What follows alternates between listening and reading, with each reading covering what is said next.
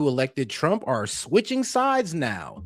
All right, let's get into it. Let's get into it with this guy Etten. Probably one of the best statisticians or the best pollster. Well, yes, statisticians on cable news. I got to give it to the man. People from the left and the right appreciate this guy. So let's get into it.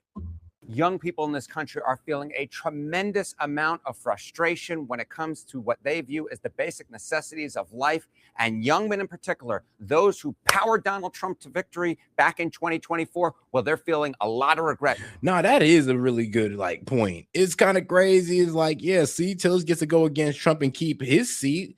Yeah, because Tillis votes for AIPAC. Tillis stands with Israel. So if Israel ever needs a vote to send more military weapons or to support whatever BS they're doing, bro, you could expect Tillis to get behind it. So like I said, it wasn't about Massey being anti-Trump or going against Trump. It was about Massey, but it was about Massey being anti-Israel, never voting alongside Israel or any type of voting or foreign aid. And he, like I said, it really wasn't about Israel. It was about all foreign aid. But for some reason, people want to make it seem like, oh, he was going against Trump at every turn. And no, that's not true. If anything, he stood up for MAGA more, or the MAGA values, more than any other Republican, even Trump himself.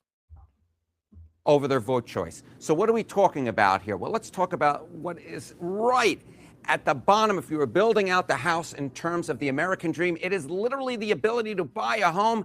And young people, well, there's not a lot of hope for them when it comes to buying a home. And these numbers have changed tremendously. Look at this. Okay, age 18 to 34, that is adults under the age of 35, will buy a home in the next 5 years. You go back to 2016, 2018, Gallup surveys, look at that. The majority, 53%, said they would buy a home in the next 5 years, those who didn't already own one. That number has fallen through the floor. Look at this now in 2025, 2026, just 29%, just 29%. That is nearly half the level, dropped by nearly half in just under a decade's time. No wonder young people are feeling so much frustration. Different economy. This was before COVID too, though. This was also before COVID. Trump first term, $188 gas. I mean, the economy was doing pretty well. Like jobs were popping up all over the place. These were good times. And then COVID hit, and then a whole lot of economic and financial mistakes and terrible spending, terrible government spending happened after that under Trump and Biden. That's pretty much leading us here, because trust me, that's a whole lot of inflation happened from 2018 to 2025. Now, of course, if you're building out that home, right, in terms of what young people want, what Americans want in order to fulfill the American dream, well, it's not just buying a pretty much like my man Bison said, cooked. Home, it's a good job. You go, leave the home, you have a good job. But young people at this point don't believe it's a good time to actually find a job. Take a look here, age 15 to 34. Say it's a good time to find a job. Now that percentage is just 43%, less than half of young people say it's a good time to find a job. And look at this trend line. Oh, 15 to, oh man, that's tough. 15 to 34? Yo, this is my age group. You're telling me, all right, now maybe because I'm in Columbus and, there's a lot of jobs centered around here as a logistic hub. So it's easy for me. But bro, what? Saying it's a good time to find a job. I'm gonna be honest with you, I feel bad for the scholars who are coming out, doing STEM and all that good stuff, who are probably won't be able to get a job because of AI or the influx of H-1B visas, because we did like 85,000 last year and we hit the cap.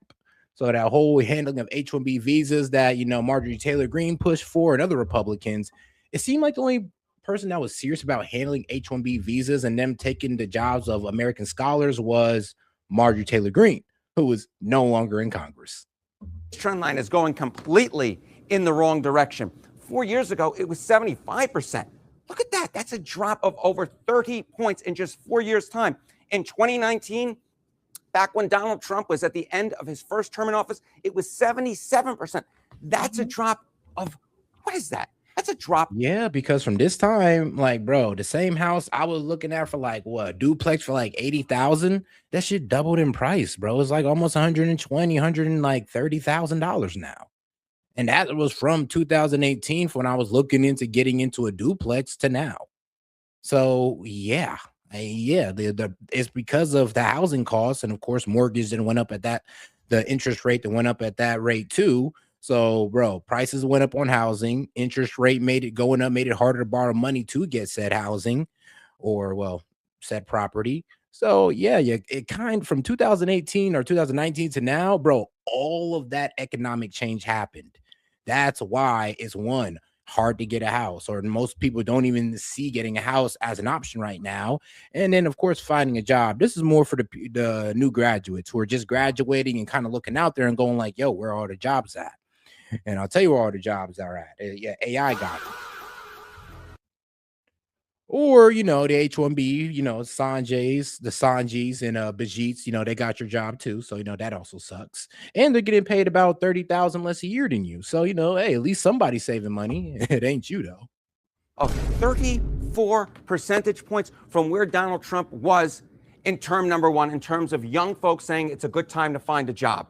And young men in particular, those who powered Donald Trump to victory, well, they are feeling a lot of frustration with the economy. Not a big surprise when they say it's hard to find a job and say, in fact, their aim to buy a home has fallen below 50%. Look at this. Young men on the economy, those that powered Trump to victory, men under 30 on economic conditions. Before Trump came into office, this is 2024 and early 2025, before Trump was inaugurated for a second term, 66% of them said it was, in fact, the economic conditions were poor. They were hoping that Trump would solve it. Yeah. But they view the economic conditions even worse today than just before when Trump got into office. Look at this, 79% this year say that, in fact, economic conditions, young men, those under the age of 30, say that economic conditions are poor. The good percentage, it was 34%. It was just 1 in 3. But now it's just 1 in 5. 21% say economic conditions are good. And you know who they're taking their frustrations out on? Well, it's the man 1600 Pennsylvania Avenue. That's who, because look at how they view. Yeah, when you voted for Trump to make the economy better, and we were getting that. We were getting the inflation was down at 2.4, gas prices was inching down almost towards like it was gonna get to that $2 if he kept going on the right track. But for some reason, he had to get into war with Iran, and now inflation went from 2.4 to 3.8%.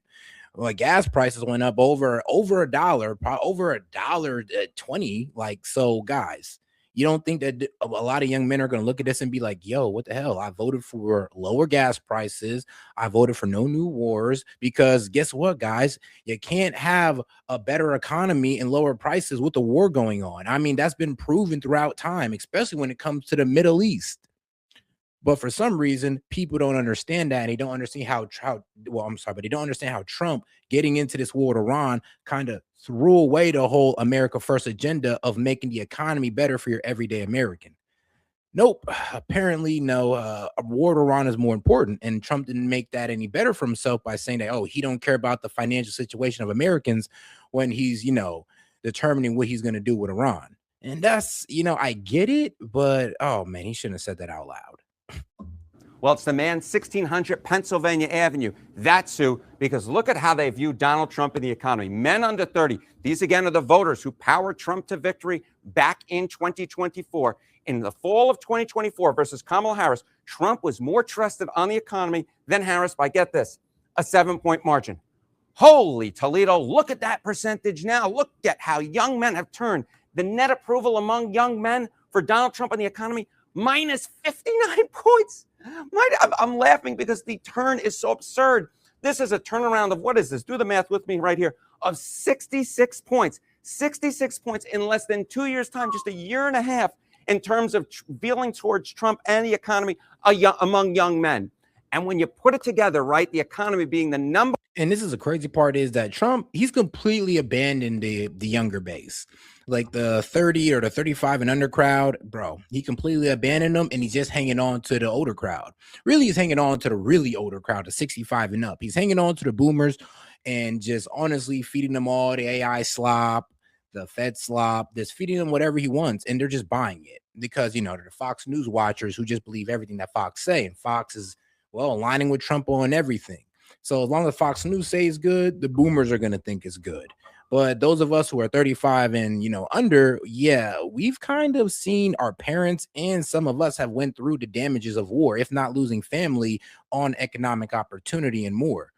And these boomers have kind of been outside of that in a way. I mean, because of their assets always appreciating, and the only time they've really seen any pain was in '08. I mean, they're kind of outside of it and they don't understand what we're going through. They're telling us to, oh, toughen up, pick yourself up by the bootstraps. But it's like, dog, we're paying probably like 30-40% more than what you were paying 10 years ago.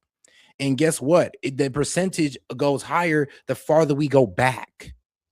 But they don't want to hear that though, because they don't want to understand how their voting has pretty much destroyed the opportunity of the youth. And some of them, they just don't care. One issue. How do they feel about Donald Trump overall? Well, it's a different world. And I loved that sitcom back in the 1980s and into the early 1990s. Great theme song. Men under 30 on Trump. Look at this. In the 2024 election, Donald Trump won that vote by 1 point. He was the first Republican nominee to win young men this entire century. But now it's a different tune. His net approval rating among young men, look at this, minus 55 points. Minus 55 points. That's a switcheroo of what this? That's 56 points. 56 points in just a year and a half. And I'm a little thirsty here. Ooh, today's soft drink of the day is Coca-Cola Cherry Float. Let's take a drink. I'm weak. Hey, they paid him some money to do that, man. Quit playing. That's nice. I do enjoy a good Coca-Cola Cherry Float. Now, $5 million for that. Of course, it's not just the economy. Not just the economy that is changing Donald Trump, or the views of young people on Donald Trump. Of course, it's foreign policy. Because remember, Trump said, oh, I'll keep us out of foreign wars. And what's been going on the last few months? Boy. Well, the war in Iran. And young men don't like it one iota, because just take a look. Trump and foreign policy. Okay. Because, like I said, war with Iran means that we don't get our economic relief, is that we don't get America first. Like, that's the obvious thing about this war. And even I called it out before the war. I was like, yo, we're gonna, like, gas prices are gonna go up, inflation's gonna go up, and we need this man to focus on affordability for midterm so we can win it. But he's not. Instead, he's getting dragged out with this Iran war. 30 on Trump and foreign policy. Back in the fall of 2024, look at this. Young men trusted Donald Trump over Kamala Harris by 9 points. Today, look at his net approval among them. 54 points underwater. Jacques Cousteau never got that low, my friends. Jacques Cousteau never got that low. 54 points underwater. Again, this is a switcheroo of what? 63 points in just a year and a half's worth of time. My goodness gracious. And of course, everything that flows from the presidency. Trump is not on the ballot this fall, but it all flows downhill to those members of Congress, those Republican members of Congress. If they think they're going to escape the wrath of young men and the regret that they have for voting for Donald Trump, well, they got another thing coming, mister. They got another thing coming. Because just take a look at young men and the midterms. Okay, men under 30 on the midterm elections. You go back to November of 2024. And here's the thing, though, like, not a lot of guys are like me, who's like mostly who's pretty much outright conservative. I'm center leaning conservative, but mainly my ideals are conservative. The only reason I say center is because I share a different foreign policy view. I have a different view of foreign policy than most conservatives do. So this is what puts me in the center. It's not my stance on immigration. It sure as hell ain't that. Sure as hell ain't my stance on abortions and other things. It's mainly my view on foreign policy. And not a lot of them are like me. Not a lot of guys my age are in that conservative wing or that conservative side. They're over here in the middle. And they've only voted for Trump because of how bad things went with Biden. Like, you guys got to understand that. So when these guys in the middle start leaning to the left because of how effed up things went under Trump, is like, you can't really even blame them, because they were never truly really conservatives. They were independents. They still shared a lot of liberal ideals, but they understood that the Democratic Party was just crashing out. And now they're watching the Republican Party crashing out. Now they're confused, wondering what ship to jump on. And this would be the perfect time for the Dems to introduce a dark horse for these guys to jump on. It'd be perfect political strategy, actually. But all right, let's keep it going. And guys, don't forget to like the video if you haven't already. That's slightly better than Kamala Harris, but not really. They won it by 3 points, which is a historically very small portion for young men, Democrats winning them, okay? Look now, though. Look in the average of polling right now, the 2026 race for Congress. Well, hello. Democrats are now favored by 28 points. Now favored by 28 points when it comes to the race for Congress. Young men overwhelmingly favoring Democrats. That is a 25-point switcheroo. A 25-point switcheroo. And again, just a year and a half's worth of time. Now, we're talking about 2026 right here, right? But what about 2028? Because we're going to have presidential primaries starting in the beginning of 2028. Those folks are going to start running very quickly once the midterm elections wrap up. Well, the two Republican frontrunners, take a look at the net approval among men under 30, 2028 GOP contenders. J.D. Vance, 48 points underwater. 48 points underwater. Of course, he